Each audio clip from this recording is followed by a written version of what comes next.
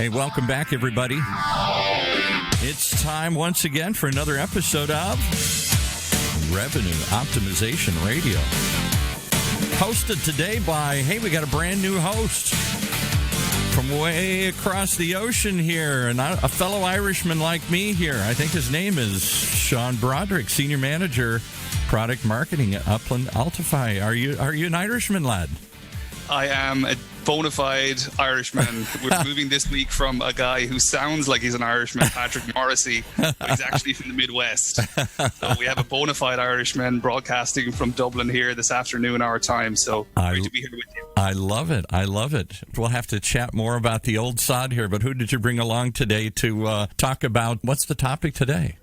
So the topic today, Paul, is we're going to talk about mastering one voice. My two guests here today, Toby Murdock and Zoe Randolph. They're brand new colleagues of mine, and they recently launched a book, Mastering One Voice, a marketing fable and field guide to content operations. So let me see if I understand this. We're going to have two people on today trying to be one voice. Yes, and they are going to be 100% in sync. Okay, all right. I'll stand back and watch this magic happen. Take it away. Awesome. So we really appreciate your support here on Revenue Optimization Radio. Wherever you get your podcasts, give us a rating, tell your friends. We're always looking for feedback, so feel free to reach out to me directly on LinkedIn or on email. You know, I met my two guests last week in beautiful Boulder, Colorado at our revenue kickoff, and over a couple of local IPAs, we were talking about their brand new book launch, and thought it would be a really good idea to get them on the podcast today. So before we get into the meat of the podcast, what I want to do is welcome both Toby Murdock and Zoe Randolph to the show. Welcome, guys.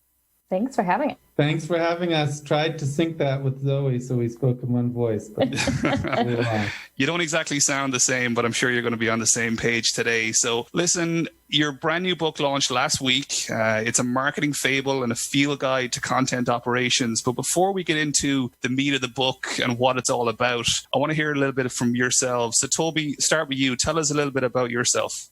Thanks, Sean, for having me on here today. As you said, I live in Boulder, Colorado, a father of 3 daughters, husband, and I founded Kapost coming up on 11 years ago, and I served as its CEO up through last May when we were acquired by Upland Software, and now I'm really excited to be part of the Upland team and specifically the Revenue Optimization BU. Amazing. So it's great that you're a part of the Upland family. We're both recent converts to that brand new business. So I'd like to welcome Zoe Randolph. Zoe, tell us a little bit about yourself. Hi. Yeah, I also come from the Kapost side. I am our content architect, which means I think a lot about words, what we say and how we say it. And I came in as on the, more on the creative side, the creator side, and I've moved kind of into more of a strategic role. So I've seen content operations from a few different angles. So it was exciting to get the chance to put it into print. You can really tell when you actually read the book. I read it earlier this week, and you really get a sense of how it's put together, that it's a really strong piece. So, Toby, I'm going to start with you because I had the privilege of watching you present last week, and you're a pretty energetic, some would say eccentric presenter. And I'm not surprised that you have these pretty out there ideas, and I'm even less surprised that you will them into existence. So this book is in the format of a fable. Talk to us a little bit about why you chose this format and why it's important to you. Sure. Well, I love communications and marketing and storytelling and messaging. And in fact, that's what Kapost is all about, is to help marketing organizations be aligned in how they tell their story. Anyhow, I've been talking about content and marketing for a decade, and people respond to stories. It's an innate human impulse. And as I was telling the story of our business, I wrote some fables. I made up a company called Securita, and I wrote some blog posts about Securita. It kind of became a thing in the company. All of our demo instances of Kapost were around Securita. And there was a lot more I felt like telling, but I get busy as the founder CEO. But then I got to a point where I had a fantastic leadership team, and they were all encouraging me, take the time to work more on evangelism. So I stepped back and I thought about that. And one of my favorite business books, or set of business books, are by an author named Patrick Morrissey. He writes a lot about culture and trust and leadership, Five Dysfunctions of a Team is his most famous book, but he has a number of them. And his approach is to tell stories. In fact, his books have fables for the first half or two-thirds of the book, and then has a nonfiction conceptual framework following that. And that's how he's written his books. And I find it fantastically effective way to communicate because, again, people really respond to stories.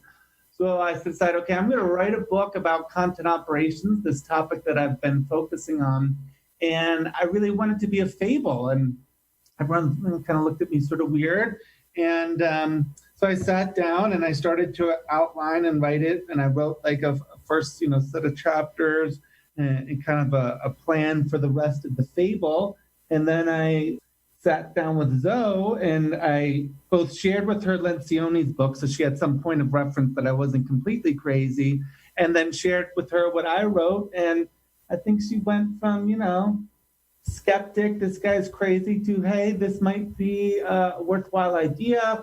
And then we really partnered and actually things flipped and she really took the lead of writing the rest of it. And I was sort of her cheerleader and editor. And I thought it was a great partnership and we're really excited about what we're able to put together. Awesome. And I think you can really see that from the book as well. The 1-2 punch of both the evangelist and the writer comes through in the book. I think, Zoe, I'm not going to name and shame any of these books, but I've read a lot of product management and marketing books in my time, and some of them would really make your eyes bleed, and they're so really, really boring.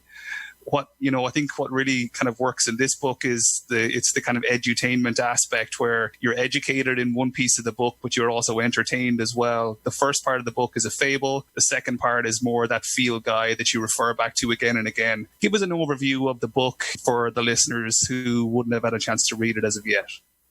Yeah, absolutely. And I agree, Sean, that I think there are a lot of books that exist out there that you can see are either the result of someone feeling like they just need to have a book out there, or that only a serious book is legitimate in the business world. And we thought we can do a little bit of both. And when you're dealing with such a complex topic, it helps to be able to see it in a form of a story and really be able to let your guard down and see yourself in the mirror a little bit when you connect with the characters. So like you said, it's a story in 2 parts. And we really open with, as Toby mentioned, this company Securita, which is a legacy company. It's dominated the industry for as long as anyone can remember.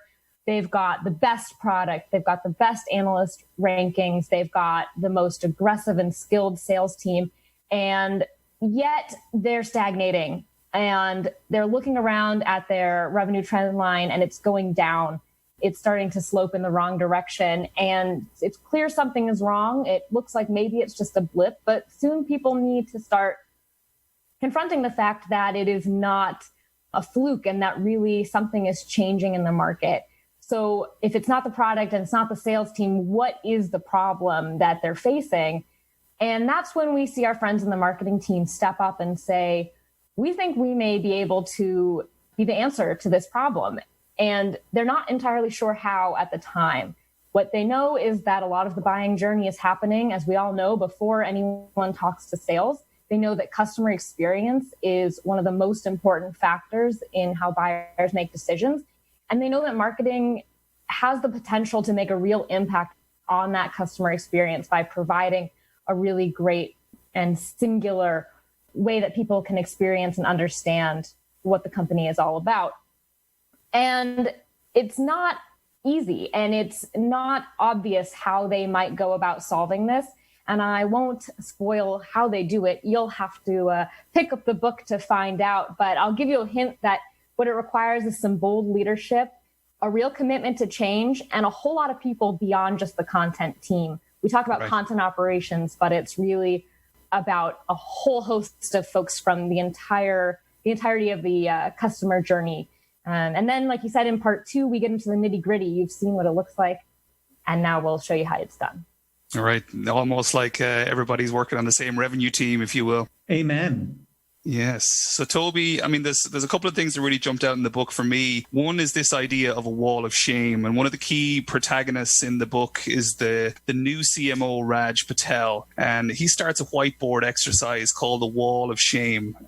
Could you expand on that idea for us a little bit? It really resonated with me and really stuck with me after finishing the book. Talk to us about the wall of shame, the process behind it, and why every company needs one. Sure. Well, I think we all know that over the last decade or two, there's been a shift in the balance of power from vendors to customers. And as Forrester likes to claim, we're in the age of the customer, and the customer is in control. But it's still sometimes hard for us to fully put ourselves in the shoes of the customer and really understand what is the experience for this customer as they look to interact with us, buy with us, and utilize our products and services. So what our man Raj does in the story is puts out on a wall these different touch points and interactions. And those can be digital interactions. They watched a video, they read a blog post, they attend a webinar, they get a proposal, they call a customer reference, they sit down and have a meeting with a salesperson.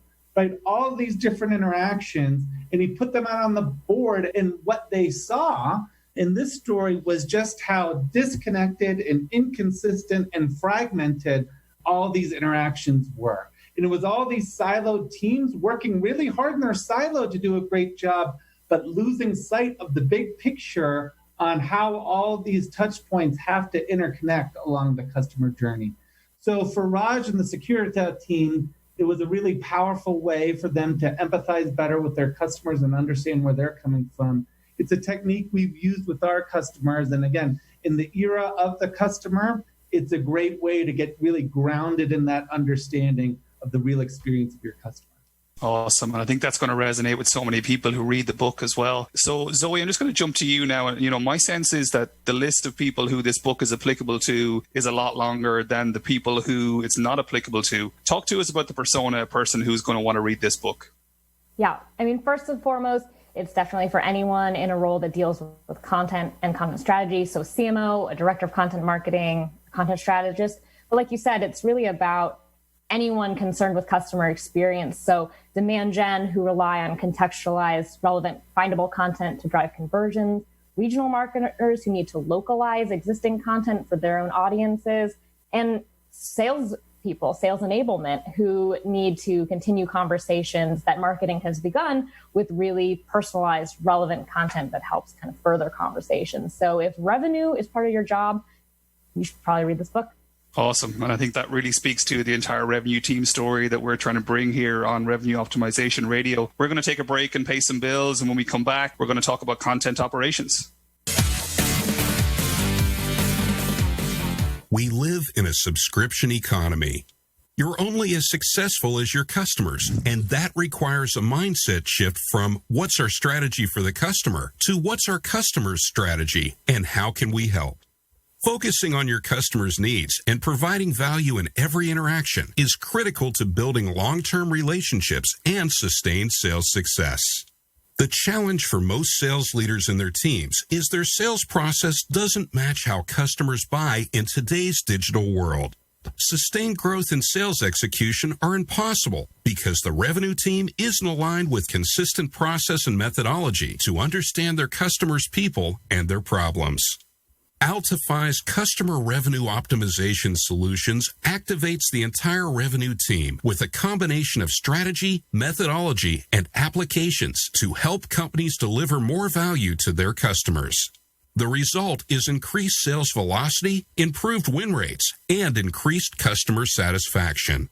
With a CRO strategy, now you can effectively collaborate across the entire revenue team to win new business and unlock more cross-sell and upsell opportunities. Built natively on the Salesforce platform, Altify helps revenue leaders and their teams achieve sustained revenue growth and sales success. Visit altify.com today to see how they help accelerate sales performance for some of the world's best sales teams, including Autodesk, Comcast, GE, Honeywell, Salesforce, Tableau, and United Health Group. All right, let's pick it back up with Sean and his collection of story sellers. Thank you, Paul. So I'm back here with Toby Murdock and Zoe Randolph, the authors of Mastering One Voice, a marketing fable and field guide to content operations. In the first half of the podcast, Toby, we talked a little bit about the CMO, Raj Patel, and I'm going to quote you a line from the book. And what he said was, "It isn't that we don't have good content. I've seen what we put out.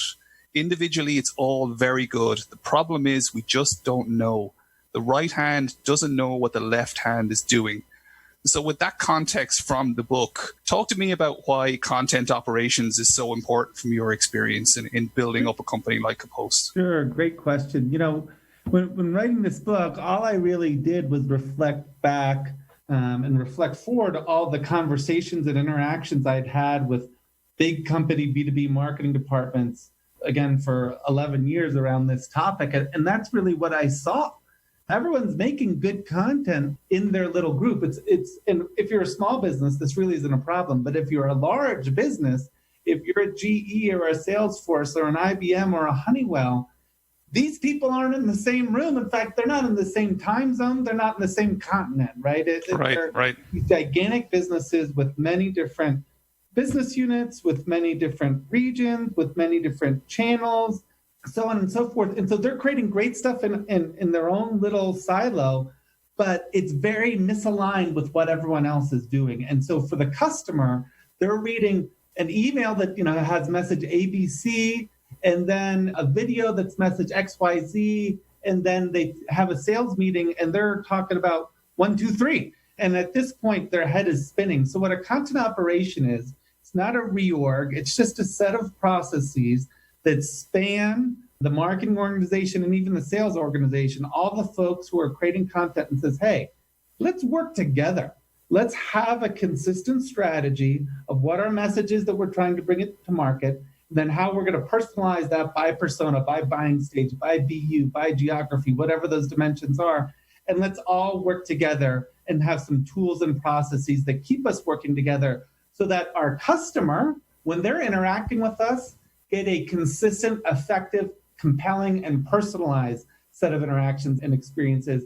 And as you know, Sean, that consistency and personalization is what really drives a great customer experience, high conversion, and high revenue acceleration. Amen to that. And I think, Toby, you'll have seen, and I suppose even in your organization as well, the amount of marketing tools and applications that you use and that you have, it's absolutely vast. So I think bringing all of those together is really important, in the current landscape, right?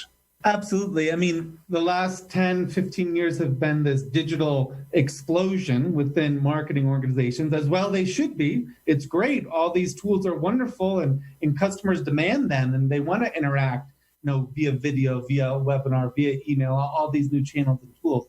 But the problem is these channels and tools have worsened that internal fragmentation, right? That internal siloization where everyone's working more separately. So we're the European team focusing on demand gen. We're deep in our Marketo, and that's our little world. It further distances these teams from one another. And so those tools are going to be here, and they're just going to continue to accelerate, and that's great. But there needs to be a layer that binds the tools and the teams together so that everyone can be speaking in one voice. Yeah, I think that's so important. And I mean, from a MarTech perspective, anybody who's seen the MarTech vendor landscape and those 500, 5,000 vendors across different areas like ad tech, content operations, product marketing. I mean, Zoe, it's such a fragmented space. How does a company like a content operations platform differentiate itself from other players in the area? I think it's a great question. And as both of you said, there's just an explosion. There's so many, and a lot of companies are claiming to do very similar things, or at least have very similar outcomes. So what we really think about is the internal. And I think a lot of tools out there are thinking about more flashy, outward-facing things. How can we create a bunch more content and push it out? How can we automate delivery? How can we make you look really pretty, when someone comes to your website? All those things are important. But what we like to think about is that until you've aligned your internal teams to speak in one voice across every stage of every customer journey, your strategy, your content, and frankly, most of your tools, however, high powered they are, won't get you where you need to be. So it's about really getting your house in order internally. And that's what we really like to think about. And to Toby's point, once you do that, that platform, that content operations platform can be that central hub, that central engine through which all of these other tools and smaller point solutions can connect. Right. Like you say, if your content strategy is not aligned to your overall company strategy, what's the point? You're just churning out content for content's sake, right? Exactly. Toby, I have one more question for you, and that's around the area of revenue optimization. You know, this is Revenue Optimization Radio. That's what we focus on here, the revenue team selling. Talk to us a little bit about content operations and where it fits into the overall revenue team and revenue optimization story. This is probably a topic that has really thrilled me and excited me thinking about, and more that I've gotten deep into Upland. And then, frankly, with my Altify brethren, such as yourself, Sean, I've learned a ton because, again, the whole notion of content operation is how do I empathize and better understand my customer so that every touch point and interaction is better aligned, provides a better customer experience. You mentioned how we all got together last week. I had the great opportunity to sit down and sit in a test and improve session, which hopefully a number of the listeners here are familiar with, but it's a fantastic way of doing a deal or an opportunity review for a sales team, but it's really done in an unconventional way, which is how does the customer actually perceive how this deal is operating? And in fact, so you have the salesperson who's assigned the opportunity to present, but you have other salespeople and other revenue team colleagues taking the roles of the customer and different personas in the customer. This could be the customer executive, it could be the customer project lead, to help and assist that salesperson, again, empathize with the customer and understand how this sales process is going from the customer. It's much like we were talking with Raj in the Wall of Shame. These are great methodologies to help us better understand and empathize with our customers. And as we do so, we just become more and more effective in serving with them. So I really think, and Zoe was talking about internal and external, and over the last 10, 15 years, there's been this huge wave of excitement of externally, how can we interact with our customers in different ways? And now I think there's a swing of the pendulum in this thought of like, how can we look internally? And whether it's how we organize the content that we're doing or how we collaborate with each other in a sales team to help guide how we're interacting with customers, this internal focus is going to revolutionize our ability to empathize, understand, and effectively deal with our customers, and in doing so, really accelerate revenue. So to me, that's the fantastic promise around revenue optimization. And I'm thrilled about how these different products and services, specifically in Upland, are coming together, because as an integrated suite, it's just going to add fantastic value to B2B organizations across the world. I completely agree. And before we finish up, we're going to come back to you, Zoe. Tell our listeners where they can get their hands on the book, Mastering One Voice. Yep. You can head over to contentoperations.com. Awesome. Contentoperations.com. Check out the book. Thank you so much to my guests, Toby Murdock and Zoe Randolph from Upland Software. Delighted to have you here. And thank you to you as well, Paul. I'll see you soon. Okay, well, and I just wanted to say congratulations on your first foray here into being a host. Everybody was wondering, can he pull it off? I said, he's an Irishman. He's a born storyteller. Yeah, we're all about the stories here and saving face and doing our best. So right. I think we did a good job today. All right, I do too. Thanks, buddy. All right, you've been listening to another example of why everybody's tuning in to Revenue Optimization Radio right here on the Funnel Radio Network for Outwork listeners like you.